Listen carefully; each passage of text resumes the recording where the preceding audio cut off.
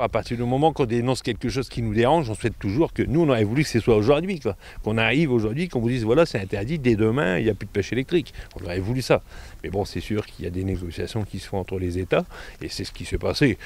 Mais bon, même si ce n'est pas satisfaisant comme on l'espérait, la victoire, elle est autour de cette technique de pêche qu'il faut bannir de toute manière des instances européennes, parce que c'est une technique de pêche aujourd'hui, à notre sens, à nous, les pêcheurs des Hauts-de-France, mais aussi les Belges, les Anglais, même les Hollandais eux-mêmes ont des pêcheurs qui sont contre, qui apparaît comme une technique dévastatrice et dangereuse pour l'avenir de la ressource et des petites pêcheries que nous sommes pour l'économie des régions ou autres qui avons besoin aussi de vivre de notre métier.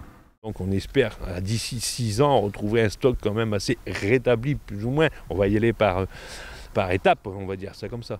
Là aujourd'hui, ce qu'on va aussi faire, c'est être vigilant à ce qu'il n'y ait plus de fileyeurs des Hauts-de-France qui disparaissent des ports de Dunkerque à Boulogne-sur-Mer en passant par Calais. Ça, c'est plus possible. S'il y a des difficultés rencontrées à cause de cet accord qui vient d'être arrêté cette nuit à Strasbourg, il faudra que quelqu'un paye. Mais nous, on n'acceptera plus de voir des bateaux partir. Si le patron veut arrêter et vendre son bateau, ok, il n'y a pas de souci. Mais par contre, s'il est en difficulté à cause de ça, et qu'on continue de voir c'est à cause du manque de ressources de sol, on remontrera du doigt de la pêche électrique et on exigera des instances européennes ou nationales de soutenir les entreprises. On n'acceptera plus de perdre des bateaux. Ça, c'est pas possible.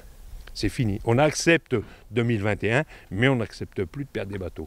On a essayé de déployer une banderole et on s'est fait vite intercepter par les services de l'ordre, mais bon, on n'était pas parti là-bas pour faire quoi que ce soit. On était plus pour dire de rouler un peu dans les brancards et voir un peu ce qui s'y passe et comment ça se passe.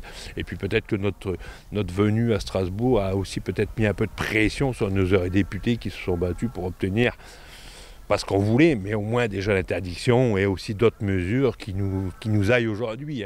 Moi je remercie aussi, c'est tous ces eurodéputés, les élus de la région, parce qu'il y a des élus de la région qui nous ont soutenus sans faille, les pêcheurs, l'association Bloom, et puis tous les citoyens, les poissonniers, tous ceux qui sont aujourd'hui avec nous gagnants de ce combat, je les remercie.